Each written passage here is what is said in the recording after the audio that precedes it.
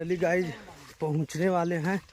बहुत चलते चलते थक गए हैं, बहुत दूर बीच जंगल में आके फंस चुके हैं।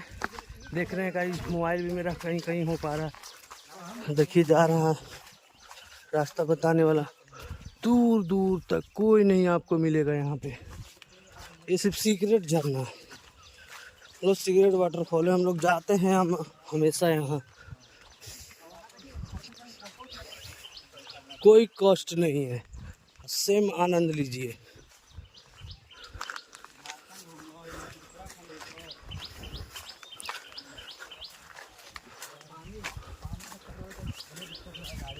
देख सकते हैं कितने खतरनाक जगह।